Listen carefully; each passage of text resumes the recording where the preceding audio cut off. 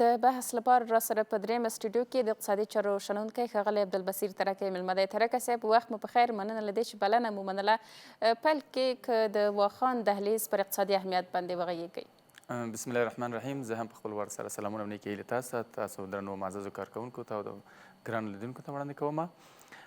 واقعا دا یو ډېره غټه پروژه ده چې د امارت اسلامي د راتګ نه تر اوسه پورې تقریبا څه کم 15 کاله کېږي په دې باندې کار شروع شوی دی، خو له بده مرغه تر اوسه پورې دا کار په داسې یعنې چټکه باندې روان نه دی. چون د دې علت عامل همدغه دی چې چین داسې خاص لیوالتیا د دې لارې ته نه ورښیي او اوس چین دې ته اړ شو چې په خاطر د ایران او د اسرائیل او د امریکا ترمنځ چې هغه کومه ستونزې رامنځته شوي دي او تنګي هرمز چې بند دی، همداسې امریکا ټول بهر ما سره کړی دی. نو چین داسې یو هیواد دی چې تقریبا 80 تر 15 سلنه خپل اموال اروپا او اسیا ته صادرات کوي. د نړۍ په سطح باندې یعنې ډېر یو پیاوړی هیواد دی، البته د اقتصاد د لحاظه د صادراتو د لحاظه. نو چین دې ته اړ شو اوس چې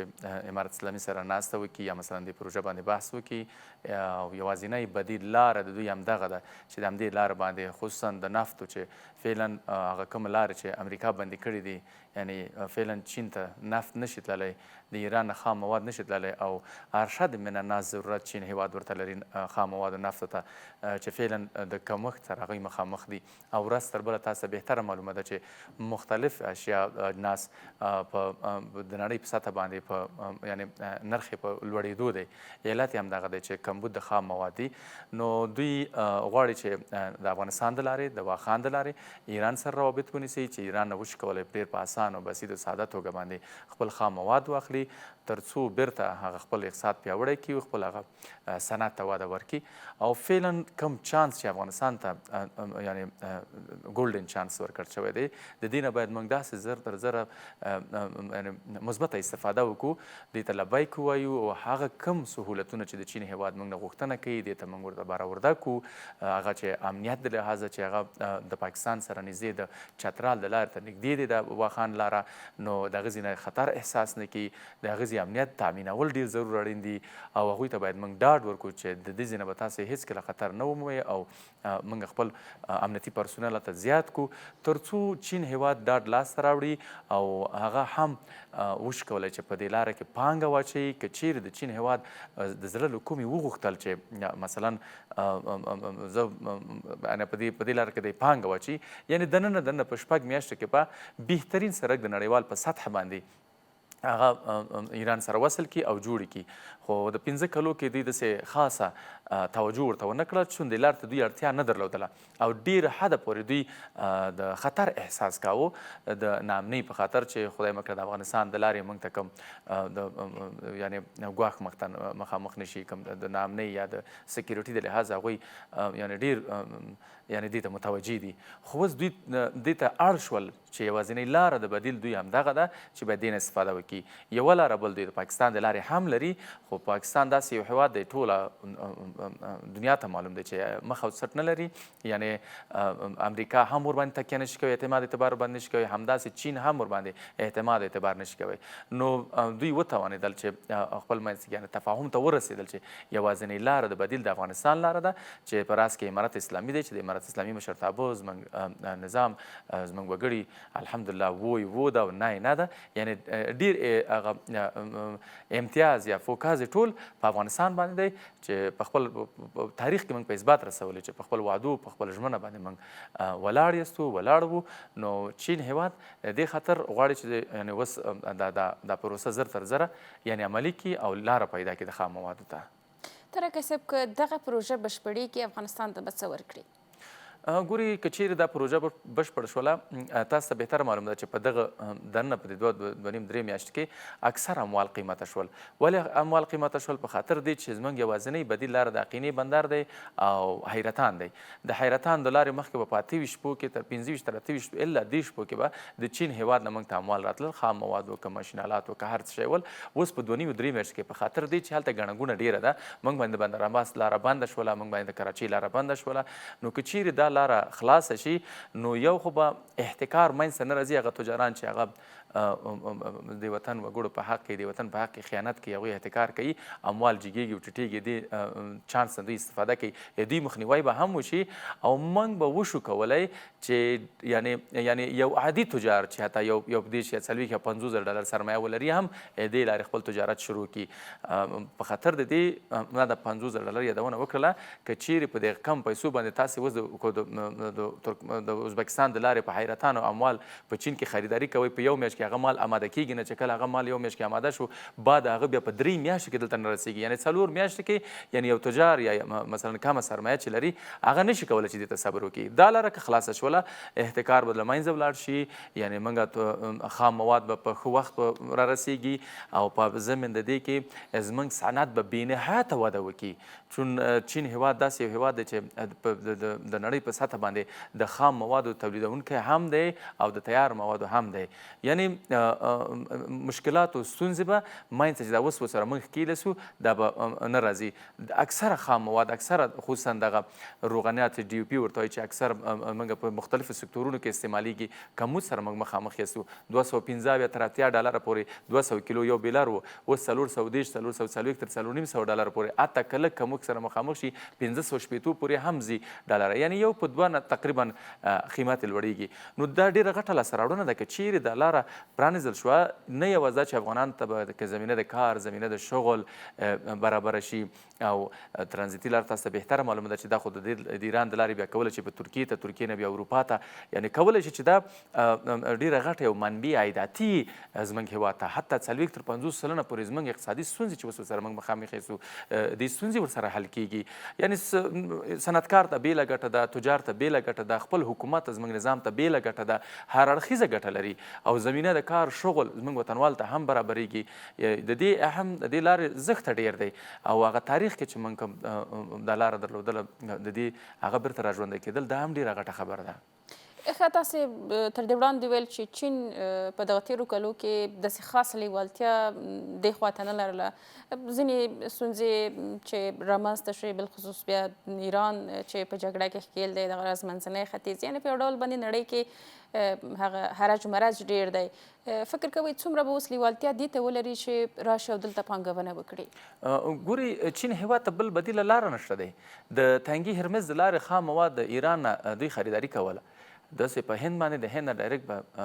به شانګهای ته تلل یعنې ډېر بحر په لاره باندې هغوی اوس نشي هغوی انتقالولی تنګي هرمز چې کله ایران بند کو په مقابل کې په امریکا جګه شوله مکمل بحر محاصره کو یعنې اوس دې کمک سره مخامخ دی دی مجبور مکلف دی چې د واخان د لارې دوی بدیل لاره ورته پیدا کړي دی بله لاره نه لري که چیرې د پاکستان لاره مخکې هم ما تاسې یادونه وکړه بدیل لاره د پاکستان لاره ده خو د پاکستان حکومت د اعتماد اعتبار نړۍ ته د لاسه ورکړی خصوصا امریکا ته او چین ته یعنې دوی په اعتبار نشي کولی کېدای چې دې لارې نه موږ به استفاده وکړو په یو طریق نه یو طریق دوی ته ستونزه مشکلات ورته جوړ کړي یعنې یوازینی بدیل لاره د چین هېواد همدغه ده چې همدې لارې نه استفاده وکړي او د دې ګولډن چانس نه زموږ نظام زموږ مشران باید دې کې کوټلي ګامونه واخلي دې کې غفلت ونه کړي ډېر زر تر زره دا باید پرانیزي او د سړک لاره یعنې بودیجه چې څومره ده کوشش وکړي چې یعنې زر تر زره په دې پانګه په دې باندې زیاته واچوي کارمندان ډېر کړي ماشینالات ډېر کړي تر څو هغه سهولتونه چې د چین هېواد موږ نه غواړي په کوم سیستم باندې هغه ورته برآورده کړو برابر کړو حتی موږ سره باید دوی مشترک کار وکړي چین هېواد ډېره غټه زیاته تجربه لري موږ نظر د چین هېواد تجربې زموږ تجربه ډېره کمه ده یعنې د پلونو د پلچکونو د سیلاب او د یو شي یعنې په کم د جغرافیې د لحاظه چې هغه کم انجینران کم څېړنه کوي یعنې هغوی ولې چې په دې کې روزل شوي دي نو موږ دومره تجربه نه لرو باید د امنیتي د لحاظه هم موږ سره کومک وکړي د خصوصا ما تاسو مخکې یادونه وکړه چې چترال د لارې خدا نخواسته موږ ته ستونزه جوړه نه شي چون پاکستان هېواد اول تر اخره موږ سره ډېر مغرضانه حرکتونه کړي دي خدای مه کړه زموږ مناسبات د چین هېواد سره خراب نه کړي د دې خوا نه که کوم توکي ورځي مثلا معدنیات دي چې په مس عینه کې لوګار دی په مثال د دې سلګونه معدنونه نور دي چې چین هېواد ورته خام مواد ته اړتیا لري یعنې دې باندې هم د سترګې نیولې چې باید د دې ځای نه موږ استخراج وکړو د ریل پټلۍ د لارې موږ په اسانه توګه چین هېواد ته ولېږو یعنې هر اړخیزه دوی سنجش ورته کړی دی اوس دوی ته تفاهم ته رسېدلي دي چې زموږ یوازینی بدیل لاره د چین هېواد چې مثلا بیرته خپل هغه صنعت ته او خپل تجارت ته وده ورکړي بیرته په پښو ودرېږي چې د هرمس تنګي یا مثلا د بحر لاره بنده شوله د امریکا د خوا نه دوی دا بدیل انتخاب کړی دی او د دې لارې نه استفاده کوي. موږ بې نهایته باید کوشش وکړو چې ډېر مدبرانه دقیق زیرکانه موږ حرکتونه وکړو، تفاهم ته ورته ورسېږو چې دوی نه موږ هم مثبته استفاده وکړو، هغوی هم مثبته استفاده وکړي، موږ دوستي او ګاونډیتوب هم په خپل ځای او خپل تجارت راکړه ورکړه هم په خپل ځای. یو له هغه فرصتونو چې دغه پروژه به افغانستان ته ورکړي هغه د چین بازارونو ته لاسرسی دی او له هغې څخه بیا نورو بازارونو ته. په دغسې وضعیت کې چې له پاکستان سره هم اړیکې ښې دي، لارې تړلې دي، دغه راز ایران هم په یو نامعلوم وضعیت کې دی، فکر کوئ دغه فرصت افغانستان څومره ګټه اخیستلی شي په داسې حال کې چې پخپله د بهرنیو بازارونو اړتیا هم په افغانستان کې ډیره ده؟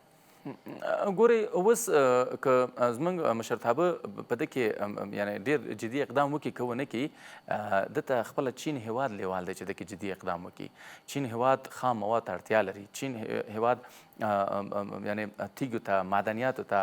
دوی مخکې تاسو یادونه وکړه چې د ایران نفت ته بې نهایته 15 خریداري د ایران چې خریداري دوی کوله د هرمس تنګي د لارې په هندوستان باندې په هغه په شانګهای باندې راتلله داسې چین هېواد ته. اوس دوی اړ کېږي دې ته چې باید د ځینې موږ خریداري وکړو، یوازینی بدیل لاره دغه ده چې موږ د په ارزانه پرېوځي او نور لارې خو ټولې ورباندې بندې شوي دي. موږ د دې چانسه باید بې نهایته کوټلې ګامونه په دې کې واخلو، دې چانس استفاده وکړو. زموږ صنعتکاران، زموږ تجاران، حتی شخصي پانګوال باید راشي په دې کې پانګه واچي، یعنې زر تر زره حتی سکیورټي د لحاظه موږ بې نهایته کوشش وکړو چې امنیت یې دا رقم تامین کړو چین ته چې د قناعت وړ اوسېږي او چین هېواد باید راشي دلته موږ سره همکار اوسېږي. یعنې د ایران د سرحد نه تر واخانه پورې دوی هغه لارې انجینران راوړي چې په دغه طریق په داسې شرایطو باندې او چین هېواد یوازینی هېواد د نړۍ په سطح باندې دی چې هغه هر وخت یو هېواد ګیر کوي. باید موږ ګیر نه کړي. یو بیلګه د سریلانکا تاسو ته بهتر من د ټولو افغانانو ته ټول دنیا ته معلومه ده چې سریلانکا کې یو پورټ جوړ کړو، هلته یې په میلیاردونو ډالر مصرف وکړو، هغه سریلانکا ته هېڅ به درد ونه خوړو، اما په یوه وس کې هغه تعلیمي یعنې ډېره په لوړه کچه باندې هغه بوزیوګانې ته نه په یوه وس کې واخیستلې. هغه اوس دا رقم یو فوج یې تر جوړ کړی چې د نړۍ په سطحه باندې یعنې ځان ته یو څه وایي. یعنې مثال داسې یو خوږ ګوتې نه موږ ونه نیسي چې هغه ډېر په حرمت احترام په سره چې په عامیانه توګه تاسو وایم چې د غوایي نه غدود موږ ته راکړي او مکمل غوایي دوی اوسي. باید موږ داسې یو سیستم ورسره مخ ته یوسو چې دوی هم پکې نفع اوسېږي، زموږ هم پکې نفع اوسېږي. او نه یوازې دا ما تاسو ته مخکې یادونه وکړه که بیا دا لاره خلاصه شوله، که د کراچۍ لاره بنده شي، که د ایران لاره بنده شي،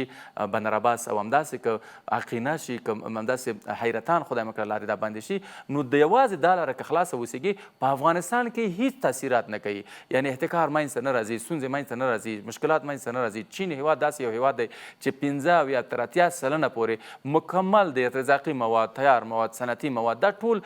دنیا اروپا او اسیا ته برآورده کوي جوړوي. افغانستان ورته داسې یو کلی غوندې دی، یعنې هېڅ کوم مشکل ورته پکې نشته دی. نو دغه ځای کې باید موږ ډېر فوکس په دې لاره باندې واوسېږي تر څو موږ هم وشو کولی خپل معدنیات هلته انتقال کړو، موږ هم وشو کولی خپل ځنغوزي په اسانه توګه دې لارې نه انتقال کړو، یوناني بوټي انتقال کړو، بعضې نور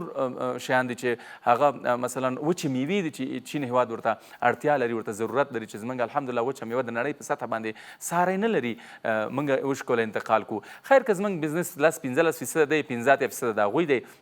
خو غټه لاسته راوړنه دا ده چې موږ به یو مناسبات د چین هېواد سره ډېر ښه شي، عایدات منبع عایداتي به ډېره ښه شي، زمینه د کار شغل به افغانانو ته برابره شي، تجاران به په سهولت کې، صنعتکاران به په سهولت کې، نور هېوادوال چې په بهر کې پانګه اچولې ده چې د دې لارې پوه شي چې دا لاره خلاصه شوله، د دې د لارې وروګل کولی شي چې راشي په افغانستان کې پانګه واچوي، هغوی اطمینان حاصلیږي چې موږ اوس کمبود د خام مواد سره نه مخامخ کېږو، مثلا نور ستونزې مشکلات سره نه مخامخ کېږو، یعنې په اسانه توګه باندې موږ کولی شو چې افغانستان کې په 10-15 ورځو کې واردات وکړو خام موادو. یعنی صنعت کې بیا ډیره ګټه کوي په خاطر د دې چې خام مواد په سلو کې تقریبا 15% موږ د چین هېواد نه په مختلفو سکتورونو کې خریداري کوو. د کې بیا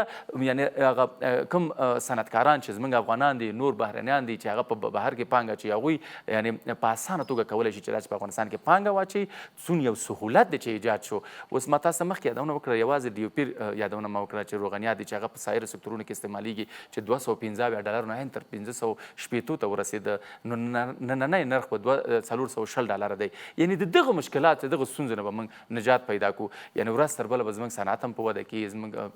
زمینه د کار زمینه د شغل دا هم افغانانو ته برابرېږي په صنعت کې. نه یوازې دا چې هغه ریل پټلۍ لار تاسو ته مې ویلې چې دا ترانزیت لاره د دې منبع عایداتي زموږ دولت ته به ډېره زیاته وي چې تقریبا 40-50% زموږ ستونزې او مشکلات حل کوي. طارق صاحب چین هم یو له هغو هیوادونو دی چې افغانستان ورسره راکړه ورکړه لري، اړیکې ورسره شته دي او نسبت نورو هیوادونو ته یې اړیکې پیکه نه دي. تاسو وړاندې هم یادونه وکړه چې باید داسې اقتصادي اړیکې اوسي چې د ګټې پر ګټې بر اساس اوسي. څه ډول اقتصادي تګلاره باید اوسي؟ پر کومو مسایلو باید فوکس ډېر وي او کوم ټکي باید په دغو اقتصادي اړیکو کې لومړیتوب ولري؟ ګورې د چین هیواد اقتصادي کچه او سویه د نړۍ په سطح باندې ډېره لوړه ده. افغانستان د نړۍ په سطح باندې ډېر ټیټ دی. یعنې اوس موږ نشو کولی د چین هیواد سره 50-50 بیلانس وساتو، روابط ورسره وکړو. موږ دا وایو چې په داسې یو مسایلو کې خصوصا دا لاره که خلاصه شوله، مثلا روابط ښه شول، په معدنیاتو کې بېنهایته موږ کوشش وکړو نړیوال نرخ ورته ورکړو. هغه که په نفت کې، که په معدنو کې، که په تیږه کې، که مثل عینک کې د لوګر دی یا نور معدنونو کې، په دغه ځای کې موږ باید ډېر یعنې دقیق واوسېږو چې خدای مکړه په ناچیزه پیسو باندې موږ نه د استخراج نه کې ویې نیسي او تقریبا ما مخکې یادونه وکړه چې یو ناچیز شی موږ ترلاسه راوړي او مکمل دی ویسي. دغه ځای کې باید موږ ډېر فوکس ولرو. نور په تجارت کې دوی سره موږ شاید کلونه تیر شي چې دوی سره موږ بیرته یعنې 50-50% بیلانس ورسره وساتو چې مثلا موږ اول په میلیاردونو ډالر د میاشتې د واردات کېږي په صنعت کې، په تجارت کې، په مختلفو سکتورونو کې. اما موږ صادرات یوازې جنغوزي دي، هغه هم کله سیزن راشي دومره خاص هغه نه دي. په ضمن دی کې یو څه نه څه غالۍ دي چې لاسي صنایع یعنې داسې هغه هم په داسې لارو باندې موږ هلته ورړو چې ډېر په جګه بیه باندې ورته تمامېږي. که دا لاره خلاصه شوله نو بیې به هم ټیټي، نرخ به هم ښیي او دې ته د چین تجاران هم لیوالتیا ډېره پیدا کوي چې یعنې دوی باندې پوهېږي چې د چین هیواد روابط د افغانستان سره ډېر نږدې شوي دي. هغوی هغه تجاران، هغه پانګوال هم راځي په افغانستان کې پانګه اچوي. په هغه سیستم باندې باید دوی پانګه واچوي چې دوی د نظارت لاندې واوسېږي. چین هیواد ډېر په تجارت کې پرمختللی دی. یعنې بېنهایته کوشش کوي چې یو ناچیزه شی هغه کوم هیواد کې چې پانګه اچوي هغوی ته ورکړي او ټول خپله عیف میل کړي. دا تاریخ په اثبات رسولې ده. نو دغه ځای کې موږ اساس باید واوسېږو چې دوی په کوم سکتور کې، په کوم بخش کې څرنګه پانګه اچوي. یو بېلګې زه تاسو ته وایم د سرپل نفتو چې یو څو میاشتې کار وکړو، امارت اسلامي مشرتابه بیرته د قرارداد ورسره لغوه کړو. د دغه نه تاسې دا پند واخلئ چې چین هیواد هېڅکله په بزنس کې ساری نه لري. نړۍ یې حیرانه کړې ده. یعنې افغانستان ورته هېڅ څه شی نه دی، خو باید موږ هم تر کوم هغه علم او فهم او پوهه چې الله تعالی موږ ته راکړې ده هغه نه باید سلسله نه موږ استفاده وکړو چې موږ غافلګیر نه کړي. نور د چین هیواد سره راکړې ورکړې تجارت چې موږ ورته بیلانس وساتو دا ناممکنه دی. موږ 15% صادرات هم چین ته نه لرو، 15% یا 8 یا 9% واردات کېږي د چین هیواد نه دلته. نو د دې بیلانس ساتل هغه وخت کېږي چې زموږ برېښنا 4 ساعته وسیږي، موږ خپل منابعو نه استفاده وکړو او په ضمن د دې کې د خپل خامو موادو نه په خپله دننه په هیواد کې استفاده وکړو، همدلته پروسس شي، بعد پروسسه باید خرڅ شي. اوس مثلا یو بېلګې زه تاسو ته وایم تیږه چې کله د دې ځای نه ځي چین ته، په چین کې بیا دا اکاکي ورته وایي، یعنې دا هلته فابریکې دي، سهولتونه ډېر دي. هغه یو بنګړی ته جوړوي چې تاسې باور وکړئ یو بنګړی په 250-300 افغانۍ هلته پلوري چې دلته یې په ټن موږ نه په 400 یا 300-350 ډالر اخلي. یعنې دا هغه یو بزنس دی چې یعنې معیاري نه دی.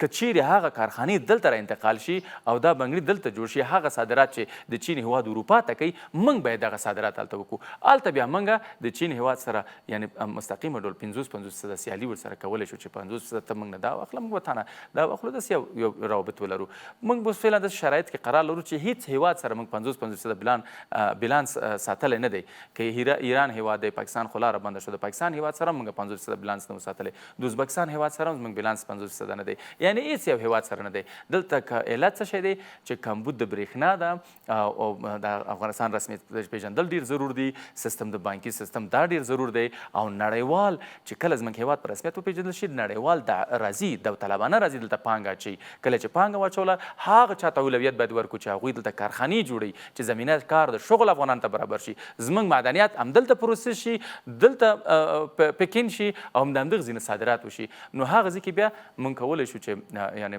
غټه لاسته راوړنه هم وي او په ضمن د دې کې د چین غوندې هیواد یا نورو سایر هیوادونو سره موږ داسې یو 50-50 بیلانس اوس ساتلی. اوس دا ډېر ناممکنه چې موږ خپل بیلانس سره مساویانه وساتو. ښه، د صادراتو وارداتو توازن په مسله کې مهمه خبره همدغه په کور دننه تولید یادیږي او ډېر ګڼ مسایل تاسې یاد هم کړل. فکر کوئ اوس څومره د دې بستر غوړېدلی دی چې بالاخره په افغانستان کې تولیدي سکتور پیاوړی شي په بېلابېلو برخو کې او کومې چارې دي چې باید لا هم مراعات شي تر څو په دغه برخه کې شته ستونزې حل وسي، تولیدات معیاري وسي، پروسس معیاري وسي چې بالاخره که 50 سلنه سوداګري نه وسي لږ تر لږه دغه د صادراتو کچه رالوړه وسي ځکه تر ډېره پورې موږ پر وارداتو متکي هیواد یو.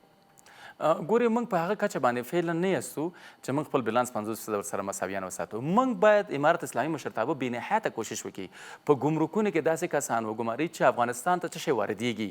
د هغې د مخنیوي په خاطر چې دا داوطلبۍ ته واچوي، هغه تجار ته دعوت ورکړي افغانانو ته چې تاسې په بهر کې پانګه اچولې راشئ په افغانستان کې تاسې پانګه واچوئ، دغه شی د بهر نه راځي تاسې راشئ دلته تولید کوئ، ځمکه زه درکوم، برېښنا زه درکوم، زمینه زه درته برابروم، امنیت زه درته تامینوم، خام مواد خریداري زه درته کوم. یعنې هر هغه هیواد چې تاسې تاریخ را وڅېړئ دغه یو بېلګې د هندوستان ګاندي دی، د ګاندي تاریخ چې وڅېړئ وګورئ چې ګاندي د خپل نخ نه استفاده کړ، هغه لباس اغوستل یعنې خپل تولید نه چې هغه په هندوستان کې یعنې هغه په ټیټه کچه باندې غریب وګړي هم نه اغوستل، اما ترویج یې کړو، رواج یې کړل، خلکو ته یو انګېزه ورکړه، یو احساس یې ورکړو. تاسو ته بهتره معلوم ده چې اوس د پاکستان وریجې د ایران د لارې راځي، د ایران نه افغانستان ته راځي، ډېر په لوړه کچه تمامېږي، اما له بده مرغه زموږ د بغلان، زموږ د کندوز وریجې چې ساری نه لري د دې نه څوک استفاده نه کوي. باید حکومت باید دې ته اړ شي چې خصوصا دغه هوټلونو کې وایي چې باید د افغانستان کروندې نه باید استفاده وشي تر څو دلته صنعتکار د زراعت پیشه خلک هغه کم کروندګر چې دي دا تشویق شي چې نور هم کروندنه وکړي. دغه ځای کې موږ ډېر ضعف سره مخامخ یاستو. همداسې د ګمرکونو چې دا بېلګه ما تاسو ته ویلې، هر شی چې افغانستان ته راځي دا په یو داوطلبۍ شکل باندې داسې یو سیمینار جوړ شي، صنعتکارانو ته دعوت ورکړل شي، تجارانو ته دعوت ورکړل شي چې دغه شی افغانستان ته ډېر راځي، د دې د بندولو په خاطر تاسې څه اړتیا ورته لرئ؟ ځمکه تاسې ورته برابره کړئ، برېښنا حکومت باید ورته برابر کړي، حتی خام مواد او په ضمن د دې کې یو صنعتي بانک هم موږ ورته اړتیا لرو. مثلا زه $1,000,000 ما پانګه اچولې ده، زه ډېر ښه فکر په خپل سکتور کې لرم، زه غواړم چې مثلا $5,000,000 پانګه واچوم، د هغې توان نه لرم، زه صنعتي بانک ته وړاندیز کوم چې ته موږ ته خریداري وکړه، په یو وخت کې په بدیل کې زه ستې پیسې یعنې په قسطوار تا ته پیسې در کوم، هم حکومت ته ګټه ده، هم دلته صنعتکار په پښو درېږي. د ځمکې ویش سره ستونزې شته دی، برېښنا ستونزې شته دی